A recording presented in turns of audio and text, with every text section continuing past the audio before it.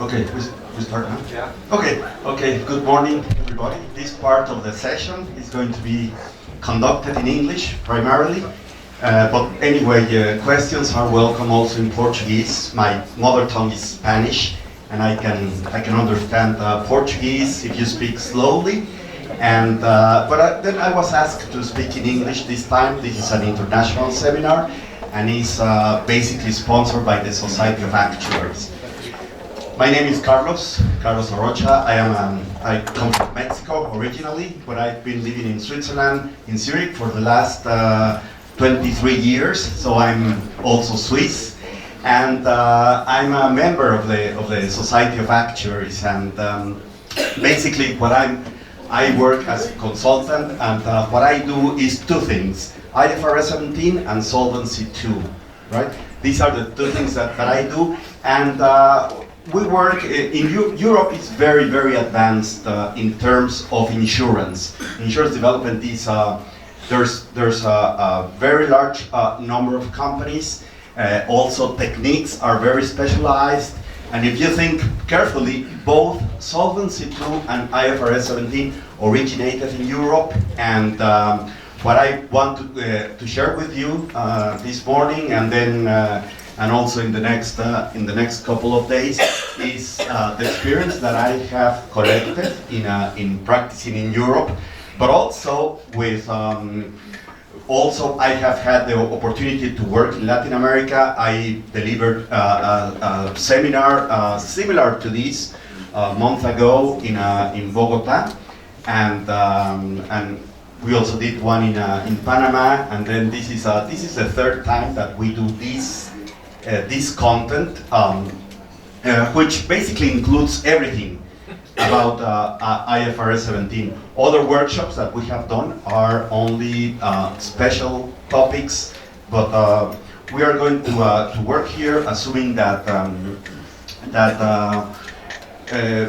that some people may be new to IFRS 17, so we will be we will try to be practical to construct financial statements and also the disclosures that Máris was talking about.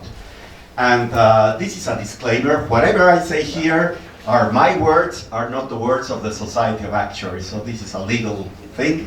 And if I make mistakes, they are my own. If I say something right, it is the Society of Actuaries. Okay. So this is the disclaimer. So this is a program for the next couple of days. So the next 3 days, sorry. So we start today with the background. We are going to go relatively fast in the background because Máris already said a lot. Then we are going to talk about the main model, the main measurement model of IFRS 17, which is called the general measurement model, also known as the building blocks approach, and then the implementation of IFRS 17. Tomorrow we are going to deal with direct participation contracts and the premium allocation approach, the presentation of results, including the balance sheet and the statement of profit or loss, and then data management and calculation engines. And we're going to discuss what companies do in Europe. Do they buy software to do IFRS 17, or do they develop software themselves? So I'm going to tell you a little bit about that. And then we start tomorrow in the afternoon with Solvência II, also the background, the scope of the European directive, quantitative aspects, tomorrow afternoon, and then Wednesday we continue with some case studies. And then we speak about governance under Solvency II and the risk management and reporting processes. And we are also going to present a couple of solvency and financial condition reports from two large companies in Europe, so that you can see more or less what's included in this report. Okay, so is everybody happy with this, more or less? Okay, all right. So. Yeah, this is a good basically reflection about financial reporting. What is financial reporting? The idea is to evaluate the degree to which a firm's accounting captures its underlying business reality. Okay, so the accounting basically takes a look at the economics of the company, and even more so IFRS 17 than IFRS 4. And we are going to I will try to convince you that this is the case with IFRS 17, capturing the economic reality of the company. Okay, so first, these are the countries in red in North, Central, and South America who basically follow IFRS rules. Not everybody. The two major markets in the world that do not follow IFRS is the United States and Japan, right? These are very large markets, and they have their own reasons. In the US particularly, they follow the US GAAP, and the US GAAP is rather advanced and has been revised many times, and possibly there will be some convergence in the future, but nobody knows that for sure. Okay. And then if we look at the rest of the countries, everything is pretty much red. Bolivia is not here. This is Paraguay, and this is irritating. Look at the size of Greenland. Looks larger than Brazil. Greenland is about maybe 2.2 square kilometers, million square kilometers. Brazil is about 8.5, I think. So this is irritating a little bit, right? But it says that the jurisdictions in red are 27, so 27 jurisdictions or countries in Latin America, or in the Americas, as they say, comply with IFRS standards, and 8 are permitted to follow IFRS 17, okay, or IFRS in general. And number 17 is called insurance contracts. So IFRS are basically accounting rules for everything, right? For everything, not just insurance. Number 17 is for insurance contracts. But then we will see that also for us is relevant 9 and 15 at least, all right? And this is in Switzerland, for example. Switzerland is a very advanced market. But Switzerland is not part of the European Union, okay? And Switzerland is not required to do IFRS 17. They are permitted. So companies are permitted to either do IFRS 17 or US GAAP or Swiss FAIR, which is the Swiss standard. Okay. So one thing is that you are required, and there is to be permitted. But in the world, as Ronald said, 166 countries are there. But the biggest ones in terms of insurance markets, the US and Japan are not there. Now, this has taken a very long time to be put together, and I always like to make this analogy. I live in Switzerland, and in Switzerland there's a very long tunnel, this one here, which is 57 kilometers long, and it's like one or 2 kilometers underground, and they took many years to construct this tunnel. All right, it's called the Saint-Gothard base tunnel, And the work started in 1999. And then we actuaries were trying to place bets to see what was going to finish first, the tunnel or IFRS 17. Now, this is, imagine 57 kilometers inside, and this is only for trains, and it has 3 tracks. The track in the middle is for emergencies, but to me, this is a major project. How would you construct a tunnel that is 57 kilometers long, 2 kilometers deep, and this is like a major engineering project. So I would think that this is far more difficult than IFRS 17, right?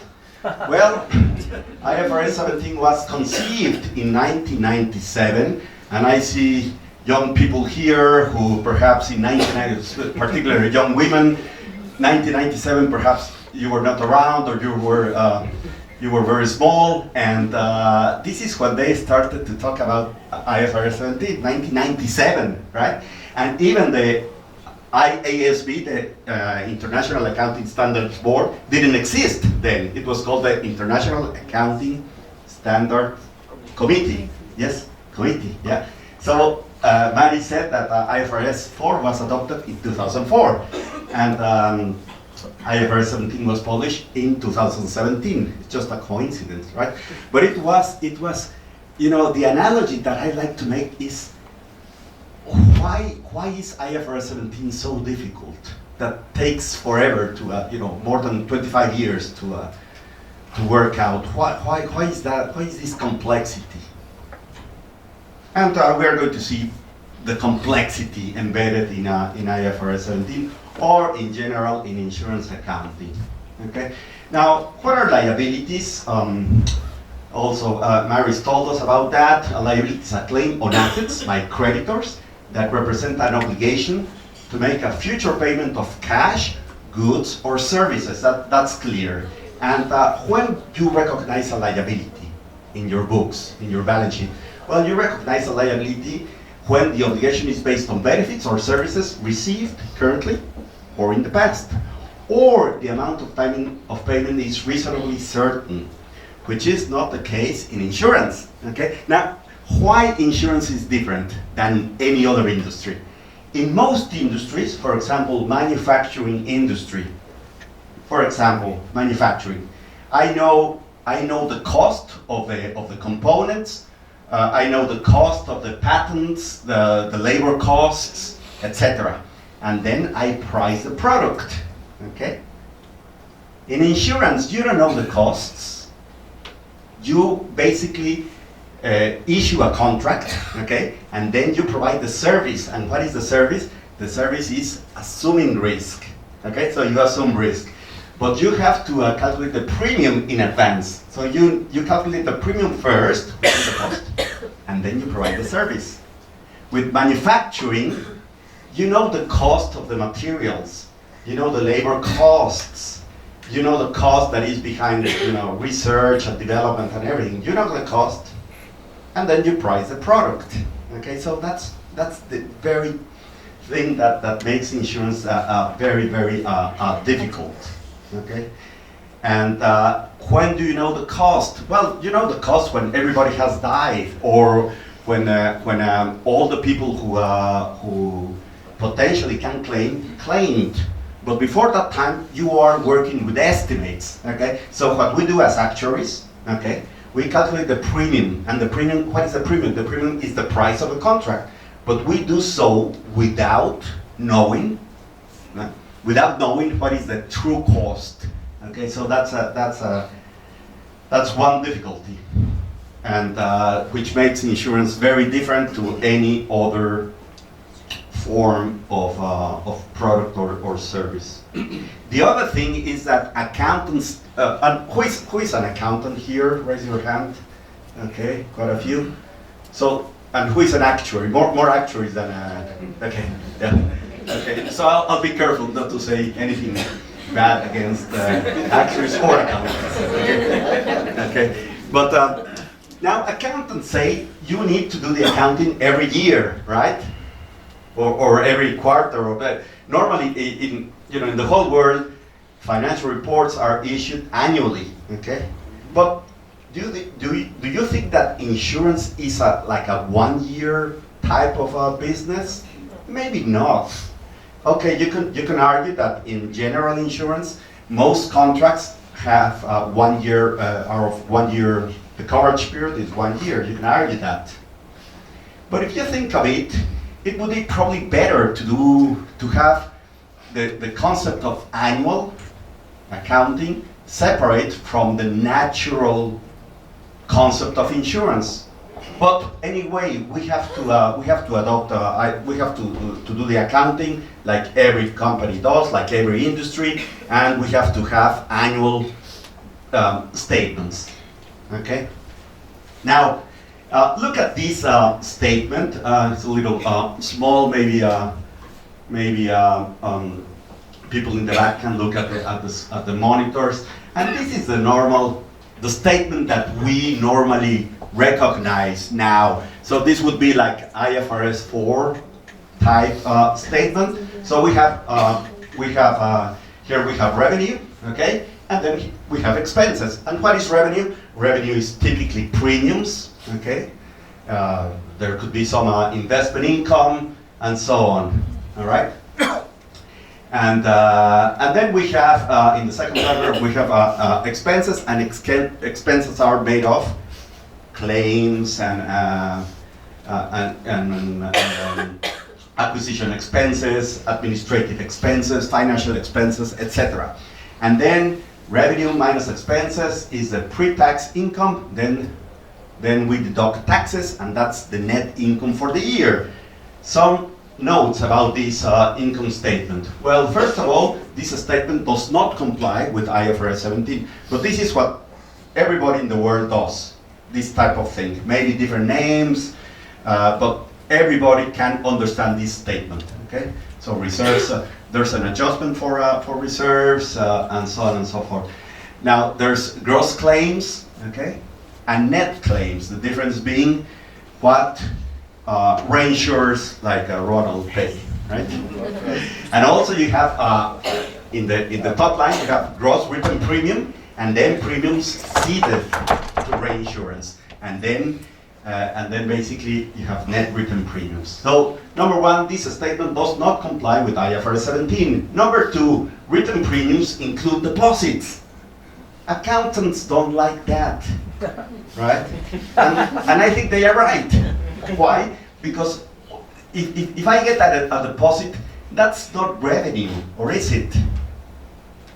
But for all of our lives, we have considered that deposits is revenue, right? But in fact, it's a deposit. Now, when I talk about deposits, I'm talking about mostly life products that have an investment component or a savings component, and also a risk component.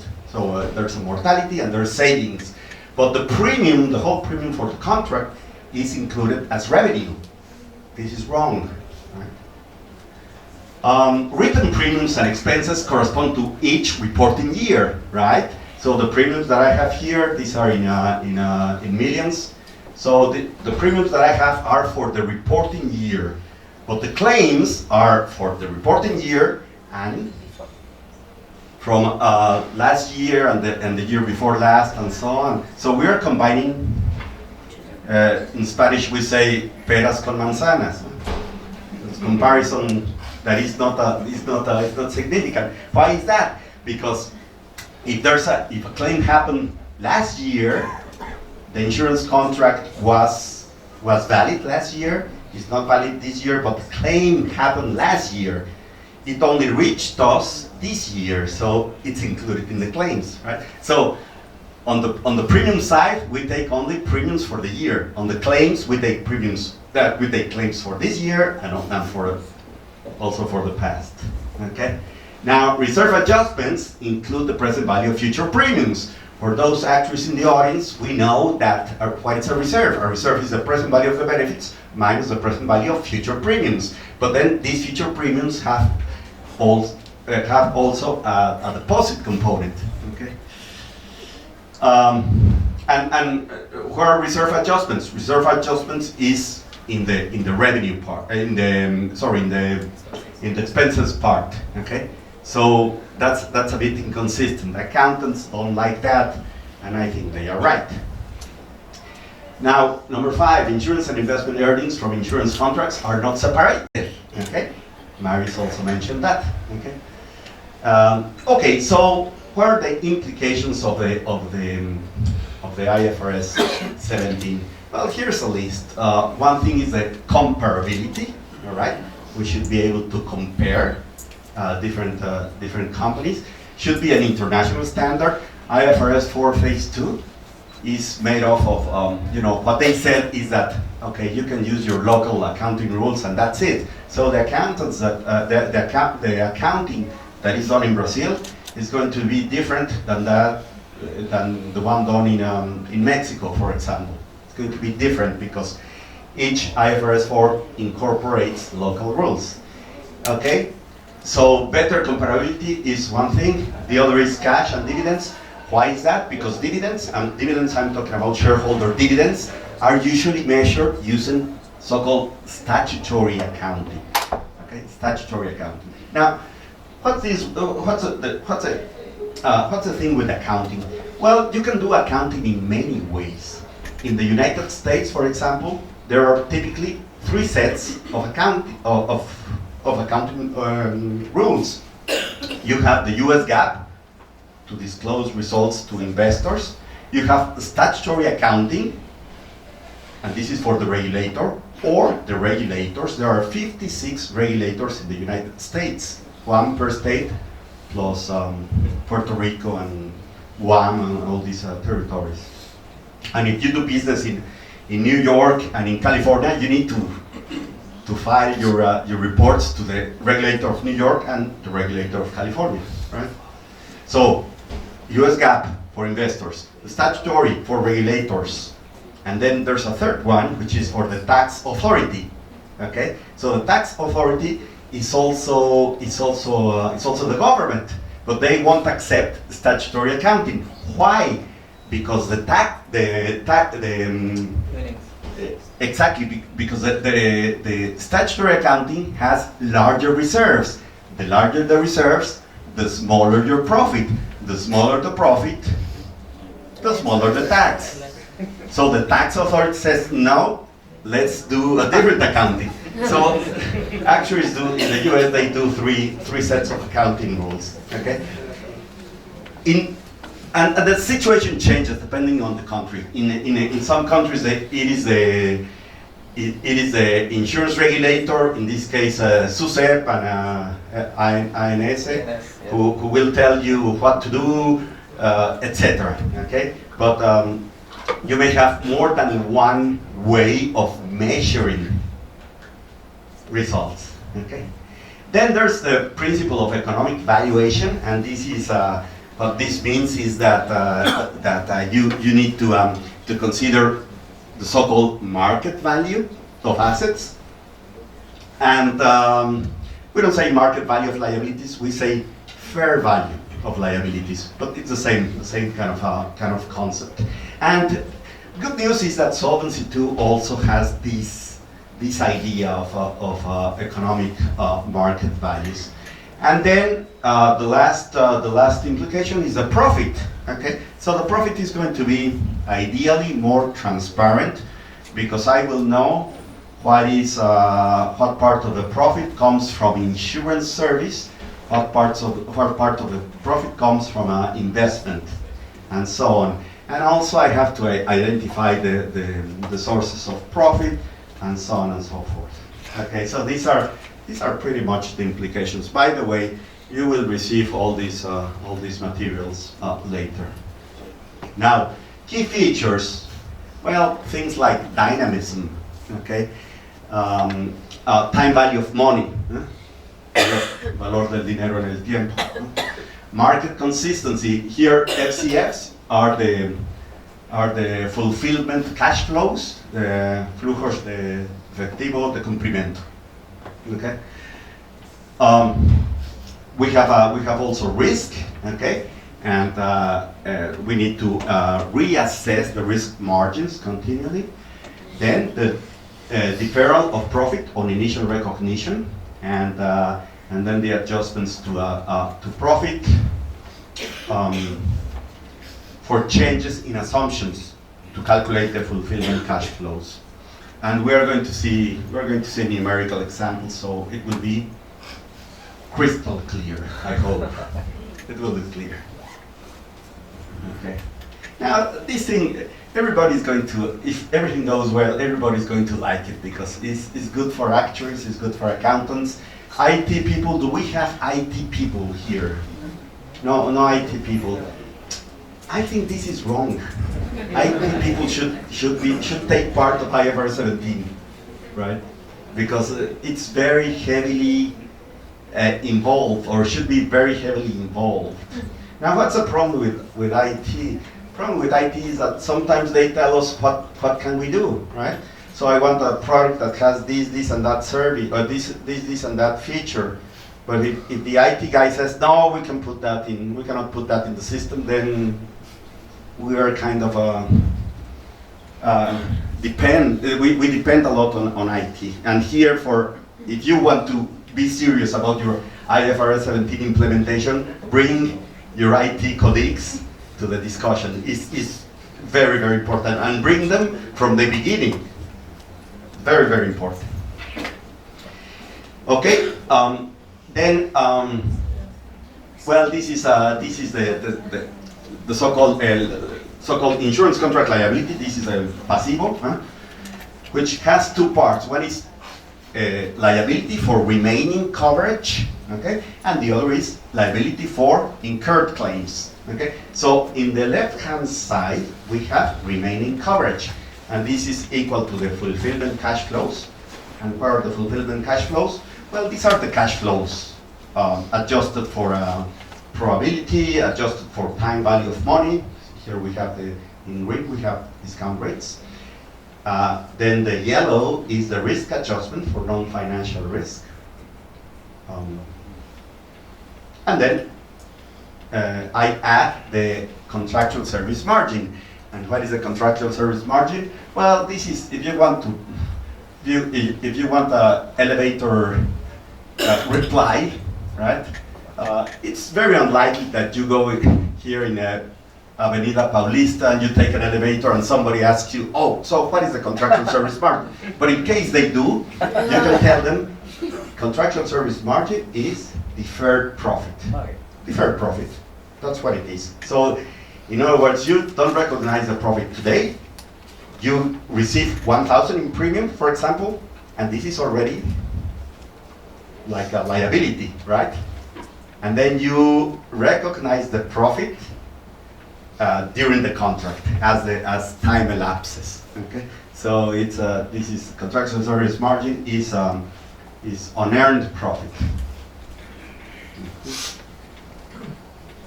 Now on the right hand side we have liability for incurred claims. So when the claim is incurred, well, basically you also have to calculate your fulfillment cash flows, but there's no contractual service margin here. Okay, so the sum of these two blocks is called insurance contract liability, pasivo de seguros. Right. Are we okay? Questions? No? Okay.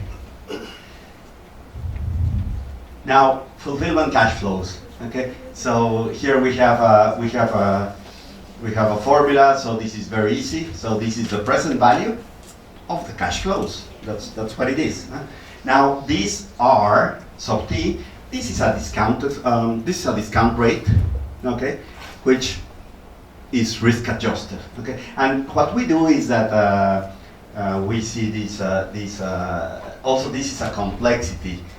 What discount rate should I use? Okay, and this has a lot of theory behind it. We're going to talk about that later. Now, the fulfillment cash flows have to be recalculated at each reporting date. Okay, or whenever you do your IFRS 17 exercise. Okay, so you may do it every month if you want, or every quarter, or whatever. You know that you have to, the official annual report goes at the end of the year, right? But then in the interim, you may have a quarterly report, right? And quarterly reports are usually used internally. They are not disclosed to the public. Sometimes, or it may be, no. But what's disclosed to the public is the annual report. Okay. So it's very important here. Risk-adjusted present value of the entity. By the way, IFRS doesn't say company or insurance company. They say entity. Okay. And they don't say policies. They say contracts. Okay. Well, okay, a policy is really a contract. Oh, that's okay. Entity, they say entity. Why entity? I don't know. Solvency II doesn't say insurance company. Solvency II doesn't say entity. What is the word in Solvency II? Undertaking. Right, so undertaking. Right, so that's an insurance company. Okay. Carl, a question. The FCS, when we calculate it, does it enforce a new business, everything? Yes. Yeah. Now, CSM, margem de servicio contractual. It's very, I should learn Portuguese. It's really easy, because if you know Spanish, you have an advantage. Margen de servicio contractual, margen de servicio contractual. Okay, so, but in English, CSM, contractual service margin, component of the carrying amount. Okay, so this is how accountants speak. The carrying amount. Okay, so it's like a account of the asset or liability for a group of insurance contracts representing the unearned profit, what I told you before, unearned profit, the entity will recognize as it provides services under the insurance contracts in the group. Okay, and we are introducing, well, sort of introducing, Máris already talked about groups. One other thing is that the CSM cannot be negative, all right? So if there's a loss, you recognize the loss immediately. You cannot, whenever you issue you have a group of insurance contracts, whenever these insurance contracts are losing money, I recognize directly the loss, and that's it. The CSM stops. There's nothing, right? We will see examples of that. Now, onerous contracts, okay? We also, in Spanish and Portuguese, we have the same word, oneroso. How do you say oneroso? So we understand onerous contracts. So onerous is the contrary to the lucrative. Okay, so what's onerous? Group of insurance contracts is onerous if, on initial recognition, the sum of the items below is an expense. So if fulfillment cash flows plus acquisition cash flows previously recognized and cash flows from the contracts, if the sum of these three is results in an expense, then you have an onerous contract. Now, this is initial recognition, but what happens in a subsequent measurements? Well, maybe the group of insurance contracts becomes onerous. This is a possibility. Okay, so the excess must be recognized as a loss. So conclusion is that the contractual service margin cannot increase, and the entity cannot recognize income until the amount previously recognized as loss becomes again positive, right? And we will see with numbers what does that mean. Also, you will be, I guess I'm going to give you a few challenges to do some simple calculations if you want to follow. Okay. Good.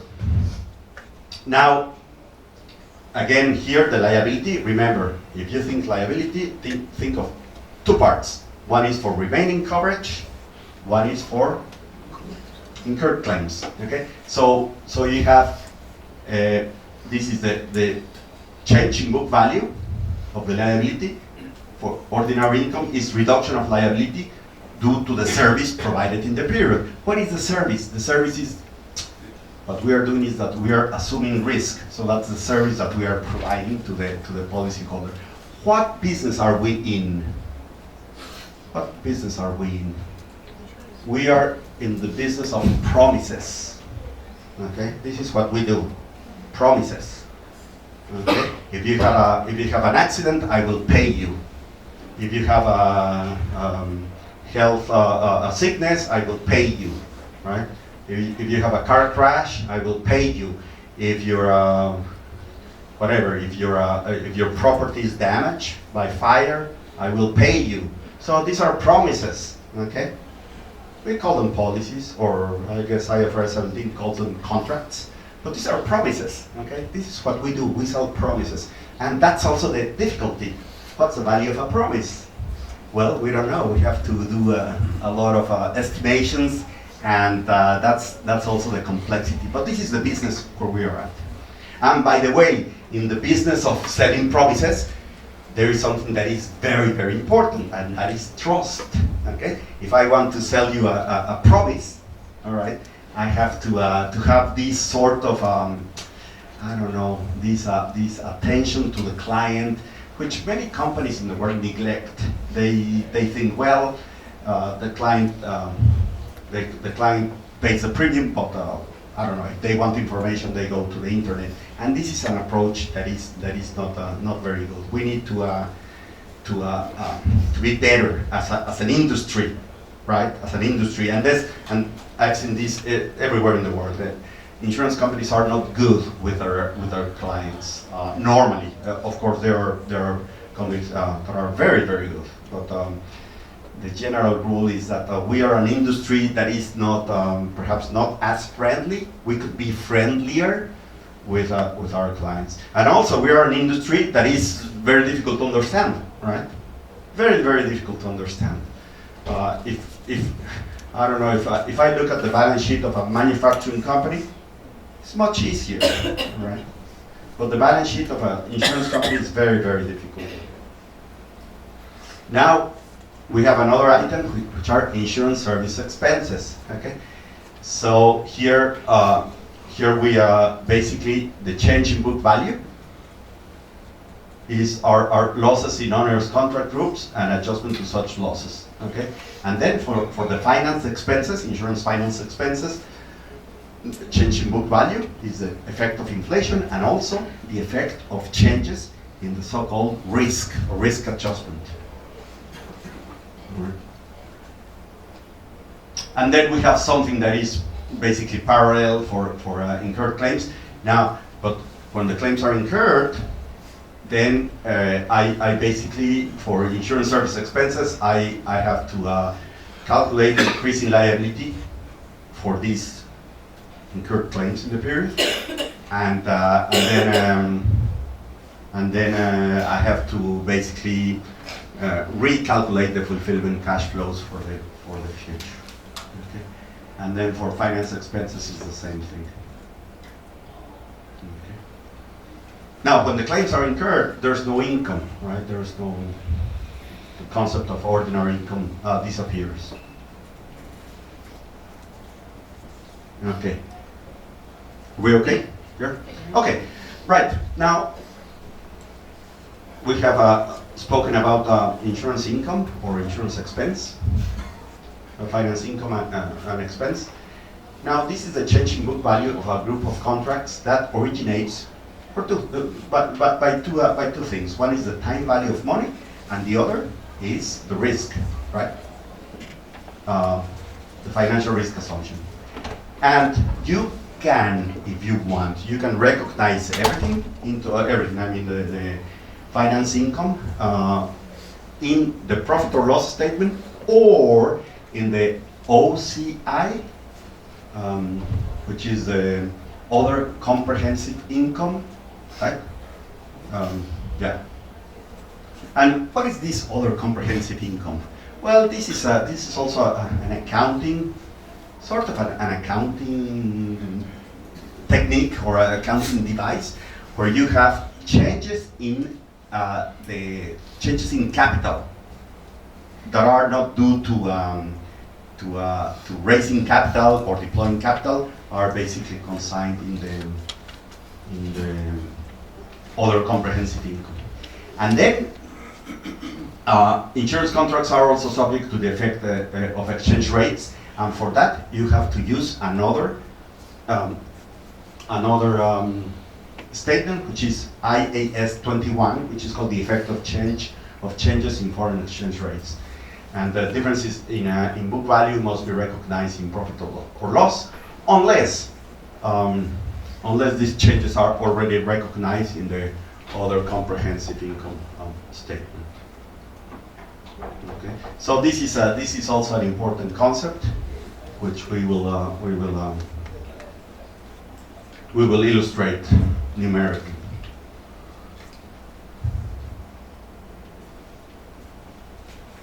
Okay.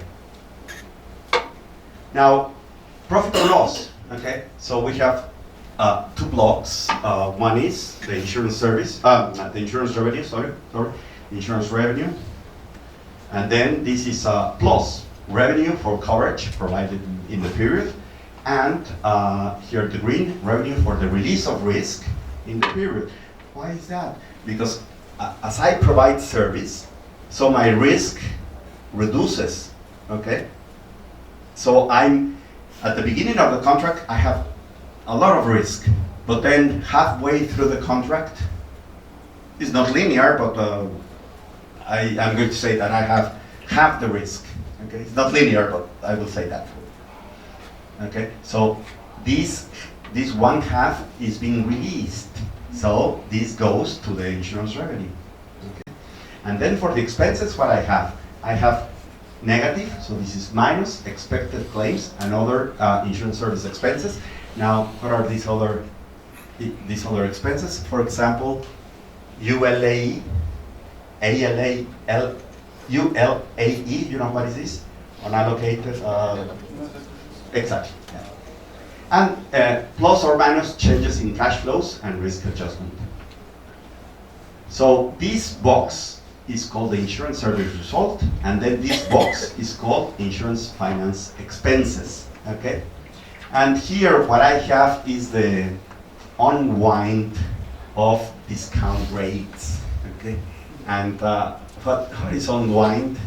I don't know. It's like in Spanish I would say desenvolvimiento. I don't know how you desenvolvimiento of the discount rates. Yeah. Because when you refer to revenues and expense, are you really talking about inflows and outflows? Or specifically on P&L? The question is because at the beginning we were able to see a chart, yeah, right, in which we have all the inflows, yeah, the outflows, the discount rate, and yeah, the margin. Yeah. So I hold a question about what are the valid inflows to be considered and the outflows as well. Very good. This is an excellent question. I will hold the answer, but this is a very good question. So the question is, what's the relationship with these the cash flows, and then this what is considered what cash flows are considered here? It's not straightforward. This is a very good question. I will hold the answer to this one. Okay. Okay. So now we have spoken about risk, and IFRS 17 says, well, there's two types of risks. There's insurance risk, and there's financial risks. Okay, so what is insurance risk? Well, the policyholder transfers risk to the entity. Okay, so in exchange of a premium, I think accountants say, in exchange of a consideration. Okay, so that's a premium. I pay something, then the risk is being transferred. Okay. So examples, mortality, we know this, mortality, longevity, accident, property damage, contractual default, etc. Financial risks, well, these are my results are going to change simply because there are changes in the financial markets. If there are changes in interest rates, my result is going to change. Why is that? Because I have assets or liabilities that are impacted by changes in the price of financial instruments, and I have no control about that. So these are the financial markets. Okay. So, and then I have, well, this, Máris also mentioned that contract is not an insurance contract if there is no substantial exposure to insurance risk. Well, that should be more or less obvious. And but financial risks originate because premium flows to the entity. Okay, because the minute I take money from the client, this is a cash premium, is a cash flow, right? So this money is kept somewhere. Well, I establish an asset and a liability, whatever, but then I have some money, right? And by virtue of that, then I have financial risk. Okay. Yeah. Specifically about health. Yeah. The medical inflation should be considered as a financial risk. Medical inflation should be considered. Yeah, I would say so. Yeah, that's a good question. Financial risk. Yeah. Okay. Yeah. Okay. Then a chart about discount rates. These are the R's of T that we saw in the formula. So they are used to calculate the fulfillment cash flows. And they need to have certain requirements. They must reflect the time value of money, etc. But one thing that is very important is that you cannot use any published discount rate or anything. The discount rate should be particular to your contract liability, okay, or to your contract cash flows. So there's no universal discount rate. And then there's two approaches, top-down approach and bottom-up approach, because IFRS 17 doesn't tell you how to do things. IFRS 17 is based in principles, right? Máris said that already. I was paying a lot of attention to it. I learned a lot. It's based in principles, right?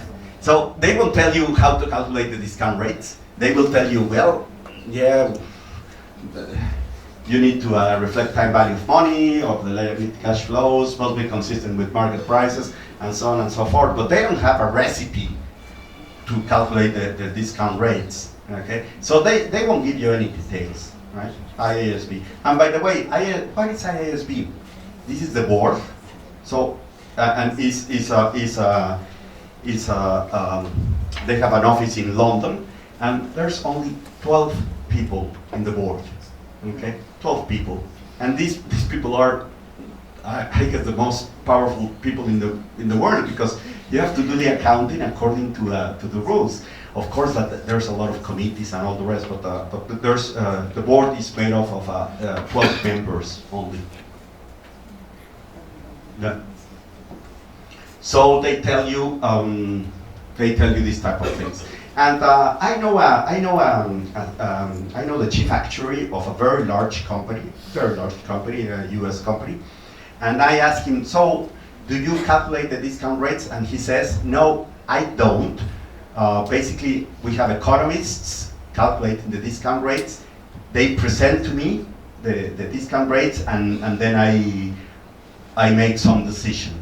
But it's not like the actuary necessarily has to be involved. It could be involved, but this is more like a matter of economics, probably. And I'm talking about this company. This company is of course different.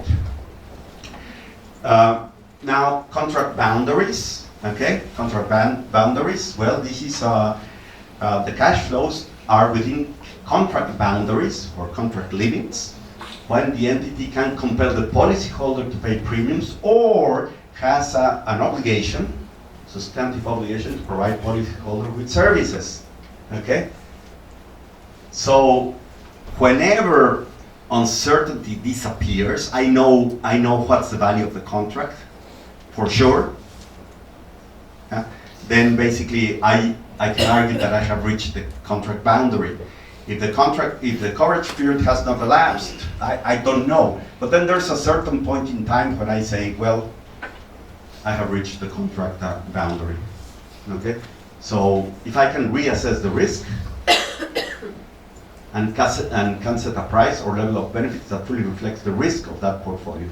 And B, condition B, the pricing of the premiums for coverage up to the reassessment date does not take into account the risks that relates to periods after this reassessment date. So again, remember also that IFRS 17 was not made for Brazil, it was made for the whole world. So sometimes there are things that we find a bit strange, but they are sort of universal, okay?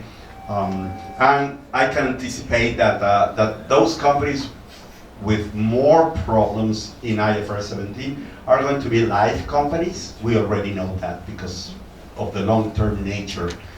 Or companies that have contracts with direct participation or I don't know, unit-linked type products. These are the contracts that could be very difficult.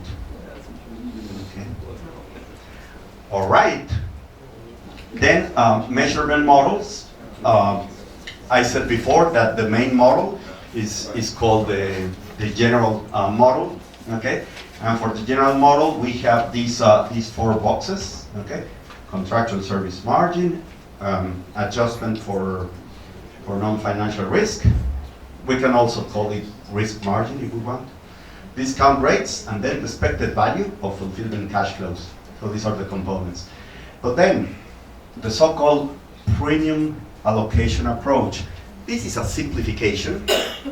And here we have, instead of having 4 boxes, I have 3 boxes. Okay? So basically, the liability for remaining coverage has these 3 elements. There's no contractual service margin. And we will show some numerical examples. And I think we are going to show also some numerical examples of the so-called variable fee approach, which is a variation of the general model. So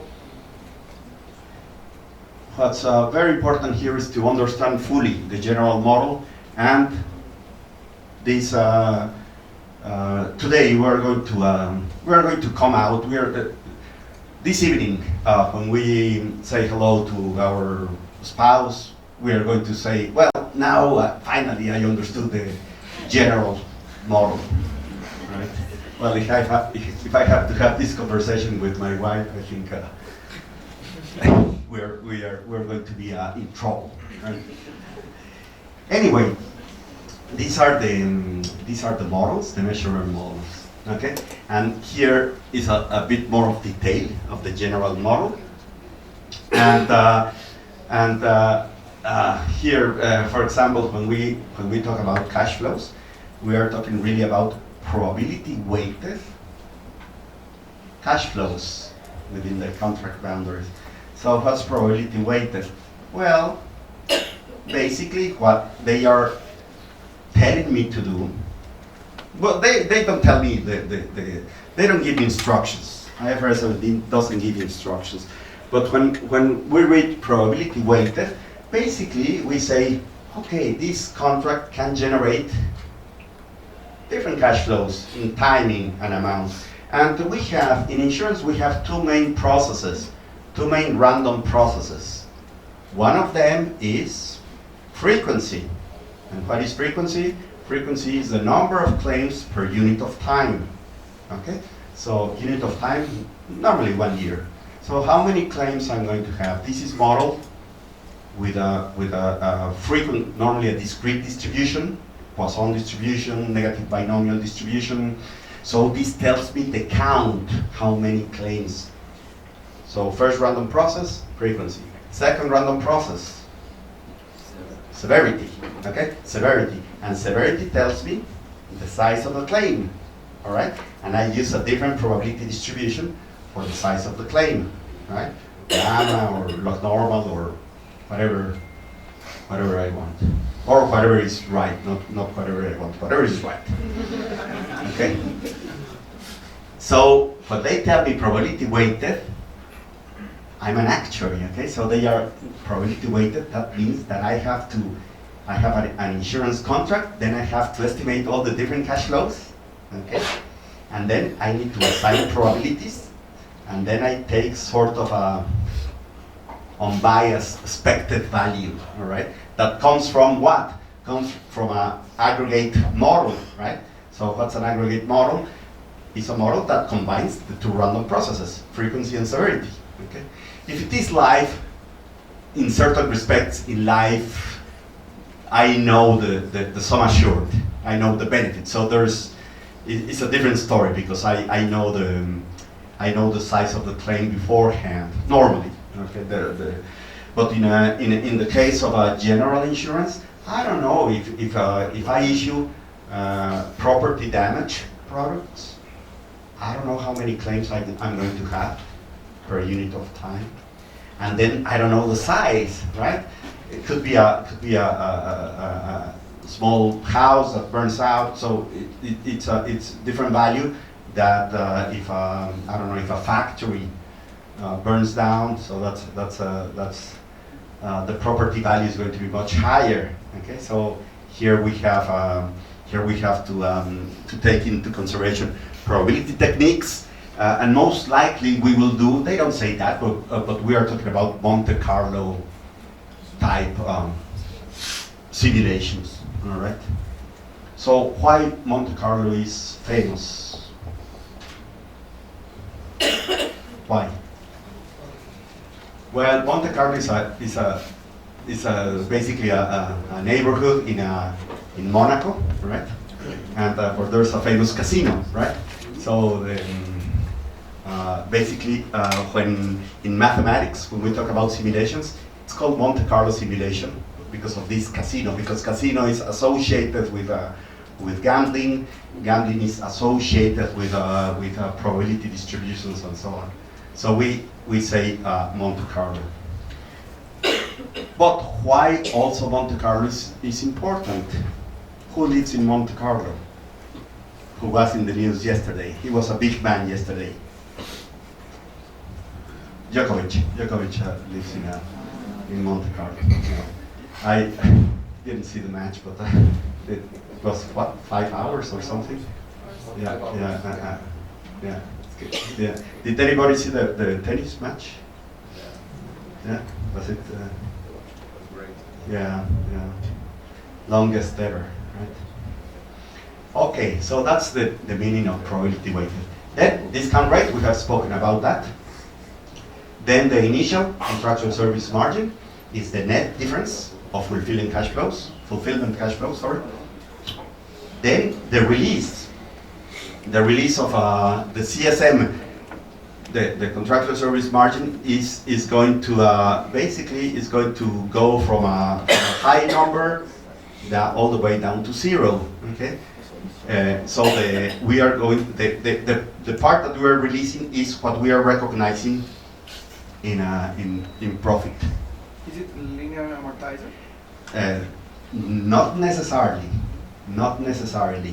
And amortization, I have a slide about amortization.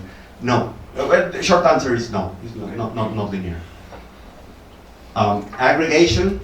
Okay. So aggregation, I need to do my groups. Okay. And okay. Portfolio. What's portfolio? Portfolio is collection of policies whose risks are similar. That's the definition of portfolio. And each portfolio must have at least 3 groups. Okay? Onerous contracts, contracts that may become onerous, and other, I think they call it other lucrative, right? Okay.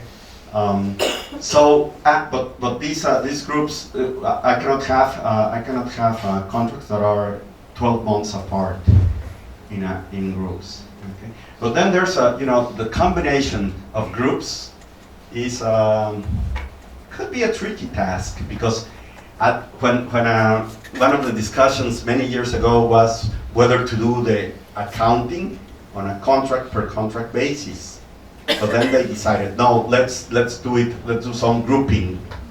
Okay, so you may want, I don't know, if a contract you think is not very profitable, maybe you group it into a group of contracts that is more profitable or something like that. Okay. Then here we have a chart. Máris had something similar. So I have inflow. Inflow is, this is 0. Okay, so I have here in the x-axis I have 0. So inflow is money that I get. Okay. Flujos is always money. Okay. So inflow is basically premium investment income.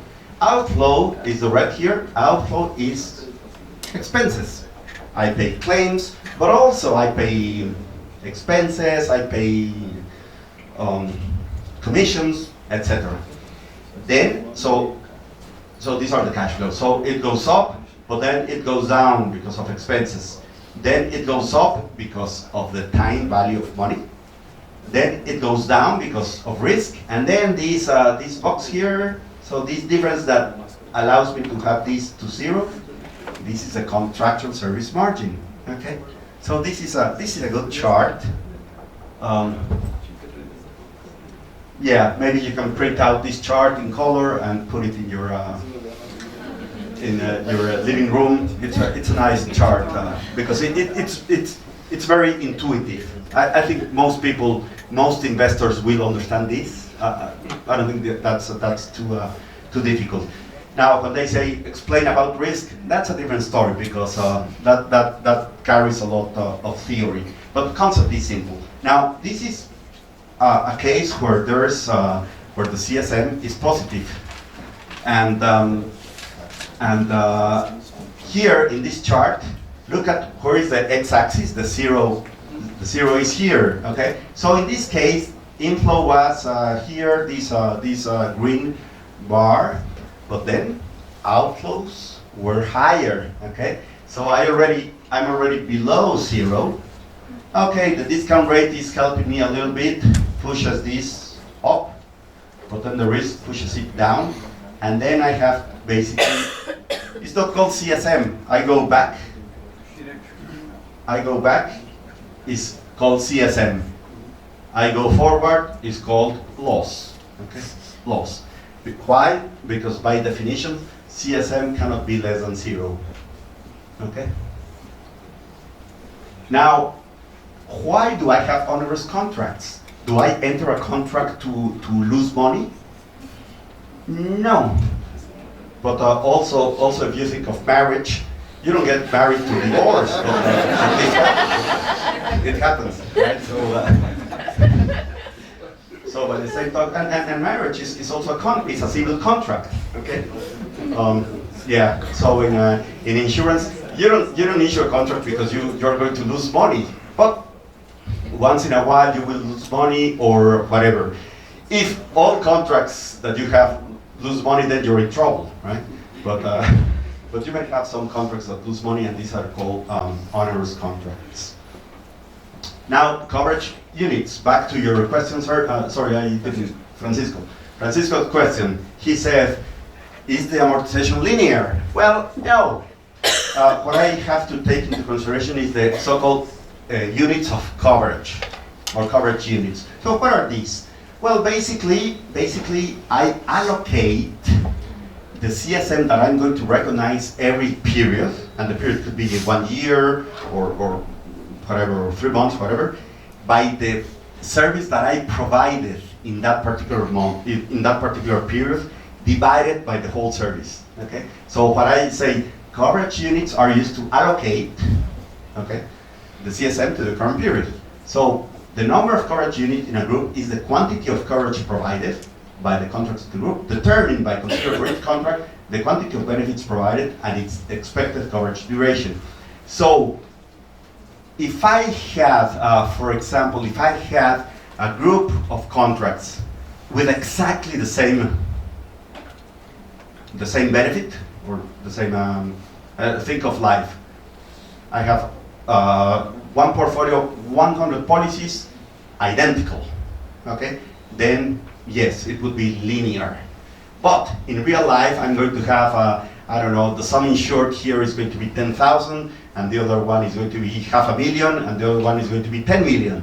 So I need to basically to take like a weighted average of the units of coverage, and then divide divide that by the total coverage that I'm providing.